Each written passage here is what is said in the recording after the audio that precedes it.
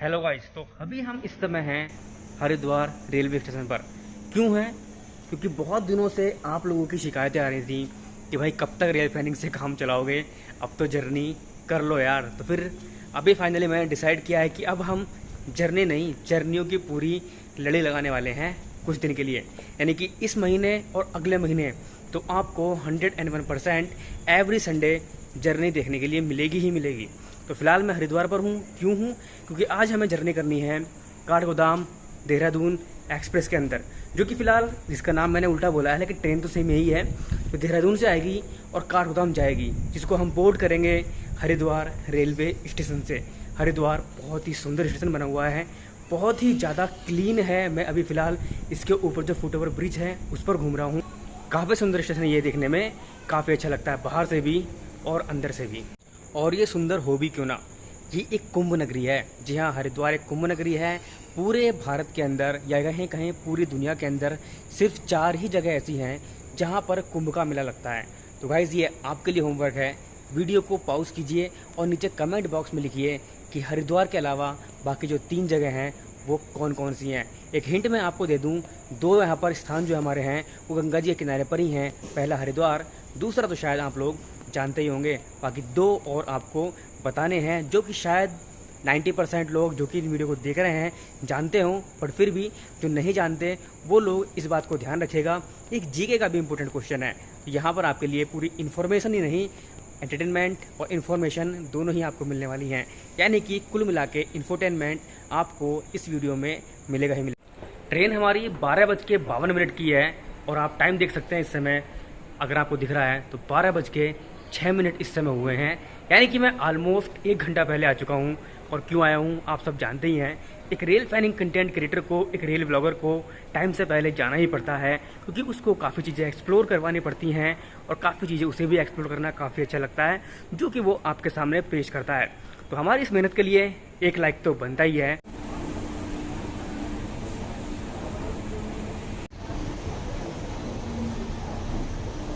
गंगा नदी के किनारे पर बसा एक खूबसूरत सा शहर हरिद्वार, और इसी पूरे शहर के बीचों बीच स्थित है हमारा हरिद्वार रेलवे स्टेशन। फिलहाल मैं हूँ एस्केलेटर पर, चल रहे हैं, ये ऐसी बात नहीं है कि नहीं चल रहे हैं, इस समय वर्किंग कंडीशन में है। और इस स्टेशन का जो स्टेशन कोड है वो है HW, और इसको ऑपरेट करता है हमारा northern railway.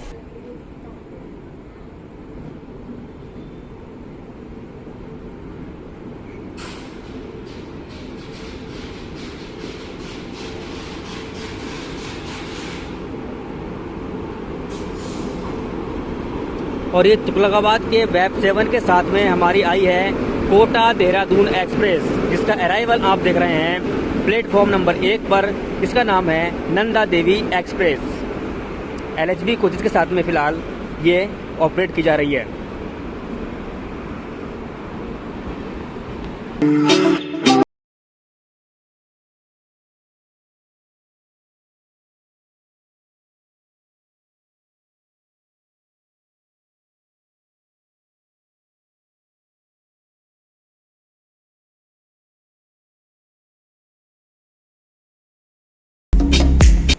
Haridwar railway station को 1886 में ओपन किया गया था। जी हाँ, ये 135 साल पुराना स्टेशन है।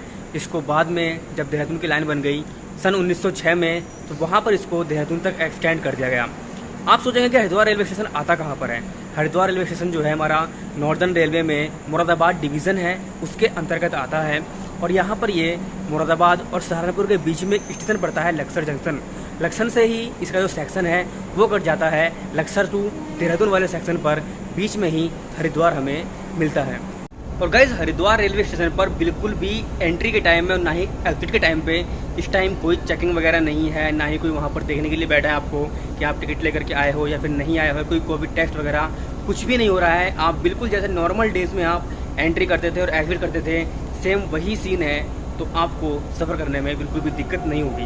फिलहाल मैं 1 घंटे पहले आ गया था, इस चक्कर में के साथ एंट्री वगैरह हो रही हो और आधे घंटे पहले एंट्री ली जाए, क्योंकि कोविड के टाइम पे ऐसा ही कुछ हो रहा था। बट यहाँ पर ऐसा कुछ फ़िलहाल नहीं हो रहा है। और स्टेशन के बाहर बहुत सारे लोग सो रहे थे अपने बिल्कुल चादरे वादरे ओढ़ के।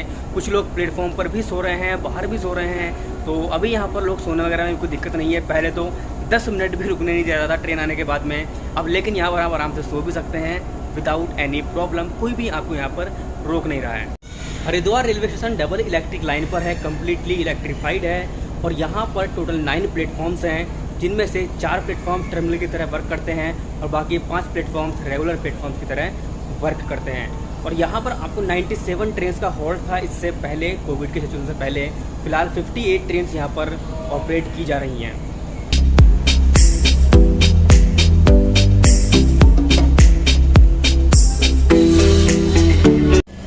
तो 26 ट्रेन यहाँ से ओरिजिनेट होती हैं और 25 यहाँ पर टर्मिनेट होती हैं। फिलहाल कोविड के टाइम पे 58 ट्रेन यहाँ से चल रही हैं और हमारी जो ट्रेन है 04126 देहरादून काठगोदाम देहरादून एक्सप्रेस, वो हमारी अराइव हो चुकी है। फिलहाल देहरादून से काठगोदाम जा रही है, मेरे पीछे खड़ी है, आप देख सकते हैं। और अभी हमें यहाँ से सफ़र करना है। 12:52 पर ठीक टाइम पे आई है, 1 बजे यहाँ से निकल जाएगी प्लेटफॉर्म नंबर 2 पर। तो चलिए बाकी जानकारी आपको मैं ट्रेन में देता हूँ। फिलहाल जो स्पेशल ट्रेन हैं उनके नंबर में चेंजिंग है। पहले 19120 के नाम से चलती थी।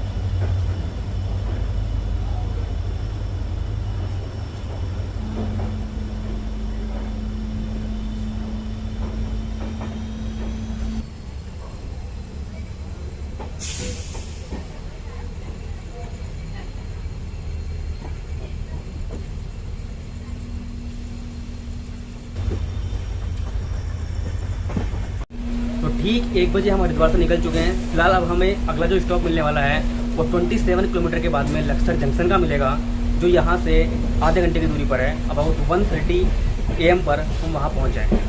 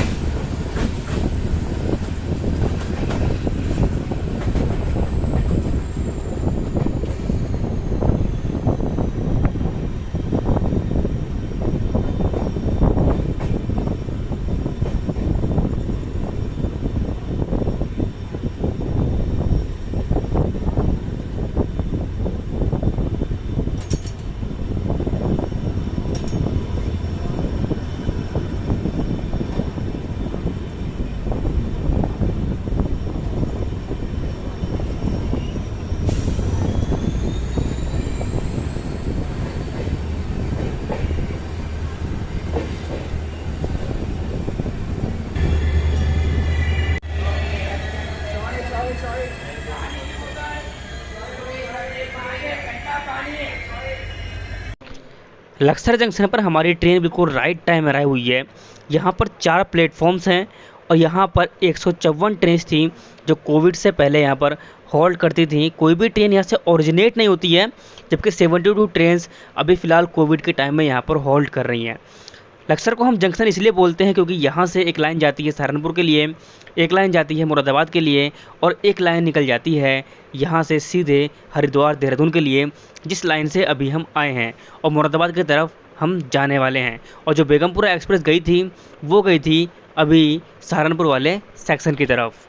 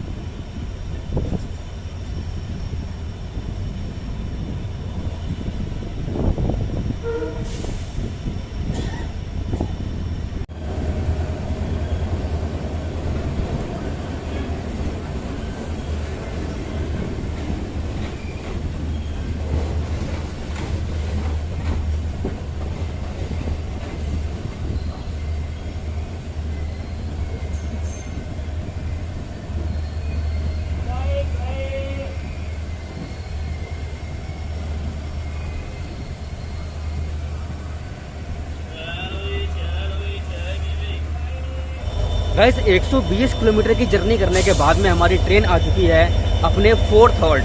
पहला हॉल्ट था देहरादून जंक्शन, देहरादून स्टेशन, दूसरा हॉल्ट था हरिद्वार, तीसरा था लक्सर जंक्शन और चौथा है नजीबाबाद जंक्शन, जहां पर शेड्यूल अराइवल है 2:11 का और ट्रेन आ गई है 2:07 पर, यानी कि बिफोर टाइम यहाँ पर भी हमारी ट्रेन आई है 4 मिनट। अब यहाँ पर 2:16 का इसका डिपार्चर है। भाई जाहिर सी बात है कि यहाँ पर ट्रेन का स्ट्रक्चर मिलने वाला है वो कंप्लीट 9 मिनट मिलने वाला है 5 मिनट की जगह पर। तो यहाँ पर एक अच्छा मौका है आपको इस ट्रेन के बारे में बताने का। और ट्रेन के बारे में इंफॉर्मेशन ये है कि ये जो ट्रेन है अपने 10 हॉल्ट्स है इसके, यहाँ ज़्यादा हॉल्ट्स इसके नहीं है क्योंकि बहुत सारे एक्सप्रेस ट्रेन के बहुत हॉल्ट होते हैं, बट ये एक इसके अंदर बैठकर जब हॉल्ट्स कम होते हैं तो एक सुपर फास्ट एक्सप्रेस वाली जो फीलिंग आती है वो आपको आने वाली है। और लखनऊ साइड का WDP 4D इसको पुल कर रहा है, मैंने आपको दिखाई दिया था हरिद्वार पर, तो जाहिर सी बात है कि ये आपको देखकर काफ़ी अच्छा लगा होगा। बाकी नजीबाबाद के बारे में अगर हम बात करते हैं, इसका स्टेशन कोड है NBD। ये भी नॉर्दर्न रेलवे में ही आता है मुरादाबाद डिवीज़न के अंदर और एक काफ़ी इंपॉर्टेंट स्टेशन है। यहाँ पर 4 प्लेटफॉर्म है और 104 ट्रेन यहाँ पर हॉल्ट करती थी कोविड से पहले।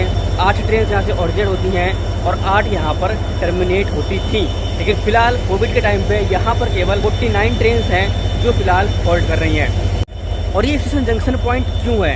ये जंक्शन पॉइंट है अपने नजीबाबाद और कोटद्वार वाले सेक्शन के लिए। नजीबाबाद गजरौला भी एक ब्रांच लाइन है, बट उसका जो जंक्शन पॉइंट था वो मौजमपुर नारायण था, जो अभी आपको पीछे निकलता हुआ दिखा था। पीछे हमने उसको स्किप किया था अभी थोड़ी देर पहले। इसके बाद फतेहपुर है, उसके बाद मौजमपुर नारायण था, जो कि इसका जंक्शन पॉइंट है गजरौला वाले सेक्शन का।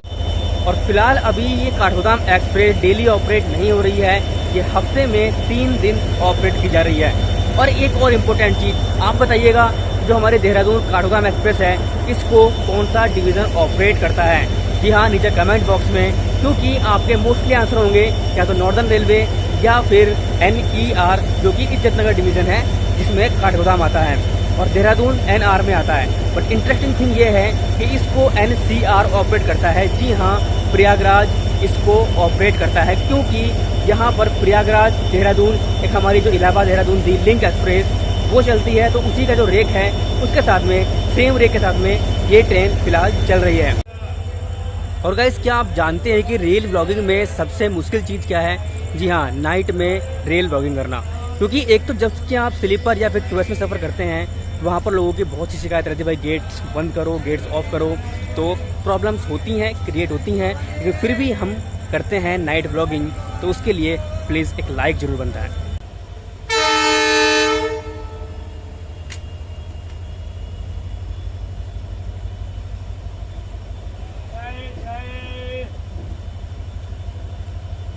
चाय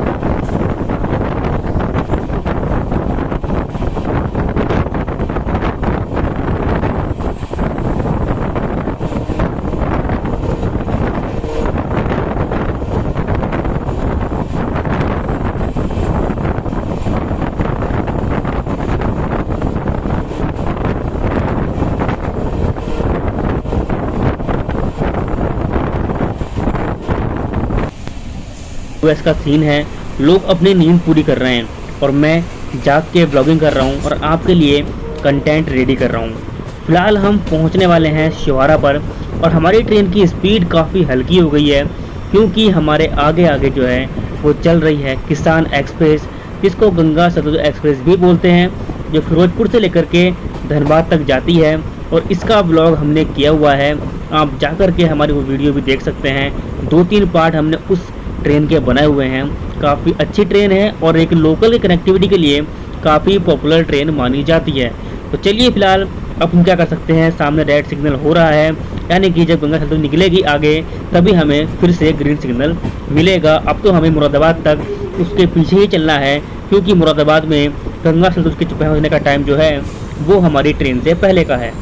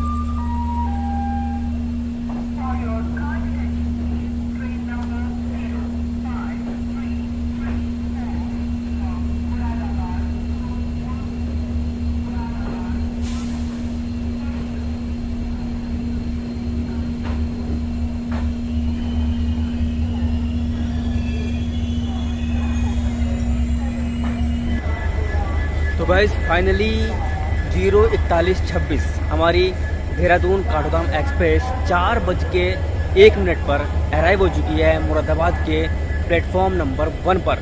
टाइमिंग थी 4:07 की राइट टाइम, बट बहुत जल्दी आ गई है। फिलहाल बीच बीच में कुछ कुछ जगह पर रुकी भी है गाड़ी, लाइक शिवारा पर और कांठ पर ट्रेन को रोका गया था। तो इसके आगे हल्के हल्के फिरोजपुर धनबाद एक्सप्रेस चल रही थी, जिसको प्लेटफॉर्म नंबर 1 पर अराइव होना था, बट वो फिलहाल इस समय प्लेटफॉर्म नंबर 2 पर खड़ी है। उसका अनाउंसमेंट फिलहाल अभी हो रहा है प्लेटफॉर्म नंबर 2 के लिए। तो हमारी ट्रेन का ये 5वां हॉल्ट था, टोटल इसके 9 हॉल्ट हैं। अब मुरादाबाद के बाद ये रामपुर रुकेगी, फिर बिलासपुर रुकेगी, उसके बाद रुद्रपुर सिटी, फिर लाल कुआं, हल्द्वानी और फाइनली ये काठगोदाम पहुंच जाएगी सुबह 7:15 पर। और ये खुली थी देहरादून से 11:30 पर।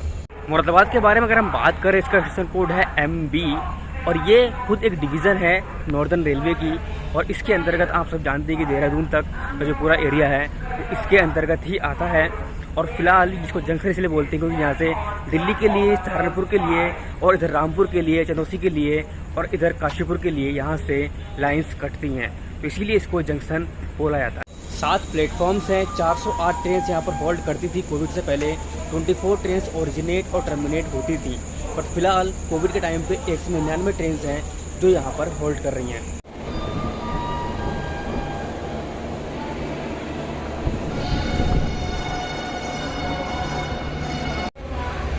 तो फिलहाल मैं मुरादाबाद से एग्जिट हो चुका हूँ और यहाँ पर एग्जिट के टाइम पे सिर्फ टिकट चेक किया गया है। इसके अलावा कोविड वगैरह के बारे में कोई भी पूछताछ नहीं हुई, कोई टेस्ट वगैरह फिलहाल नहीं हो रहा है, लेकिन हाँ टिकट जरूर चेक हो रहा है। इसीलिए मैं मेन गेट से आया था ये देखने के लिए कि टिकट चेक होता है या फिर नहीं। अगर हम बात करते हैं ट्रेन के कोचेस कॉम्बिनेशन की, टोटल 15 कोचेस हैं ट्रेन के अंदर, जिसमें 3 कोच हमारे सेकंड सीटिंग के यानी कि जनरल कोच हैं, 2 EOG हैं और बाकी 6 कोच हमारे स्लीपर क्लास के हैं और 3 कोच हैं हमारे यहाँ पर AC थर्ड के और 1 कोच हमारा HA1 कोच है। टोटल 15 कोचेस की ट्रेन है हमारी, जो कि ज़्यादा लंबी नहीं है। तो समझ सकते हैं देहरादून से इस समय चल रही है ट्रेन, तो वहाँ पर इतनी लंबी ट्रेनें फिलहाल चलती नहीं। तो वैसे मैं स्टेशन के बाहर आ चुका हूँ फिलहाल, और मैंने आपको टिकट की प्राइसिंग नहीं बताई अभी तक। तो जो टिकट प्राइस है हमारा, जो मुझे पड़ा है वो 85 रुपीज़ का टिकट था। 11 रुपये ऊपर से चार्ज कटे तो अबाउट 97 रुपीज़ के आसपास मुझे मेरी जो प्राइस है हरिद्वार से मुरादाबाद तक की पड़ी है। बट अगर आप ओवरऑल ट्रैवल करना चाहते हैं देहरादून से लेकर के काठगोदाम तक, 335 किलोमीटर का सफ़र है जो ये ट्रेन 7 घंटे 45 मिनट में पूरा कर रही है। और जिसका जो प्राइस है वो 135 रुपये है 2S का, 225 रुपये है स्लीपर का और 600 रुपीज़ है थर्ड AC, 845 रुपये है सेकंड AC का और 1405 रुपये के आसपास है फर्स्ट AC का। तो ये इसकी टिकटिंग थी। तो उम्मीद करते हैं गाइस आपको ये ट्रेन का जो ब्लॉग है वो पसंद आया होगा। और नाइट की ब्लॉगिंग हमेशा ही बहुत ज़्यादा डिफ़िकल्ट होती है, शूट करना भी और उनको एक्सप्लेन करना भी। और आप सब जानते ही हैं बाकी नाइट की जो प्रॉब्लम्स होती हैं, क्योंकि रात में जागना पड़ता है, सब लोग सोते हैं, हम जागते हैं, तो आप समझ सकते हैं कितनी ज़्यादा प्रॉब्लम्स क्रिएट होती हैं कभी कभी लोगों के लिए भी और हमारे लिए भी। तो उम्मीद करता हूँ गाइस आपको ये ब्लॉग पसंद आया होगा। ब्लॉग अगर अच्छा लगा है तो ब्लॉग को लाइक करिएगा, चैनल को सब्सक्राइब करिएगा ऐसी वीडियोस पाने के लिए। मिलते हैं आपसे नेक्स्ट वीडियो में, तब तक के लिए बाय बाय, टेक केयर, जय हिंद।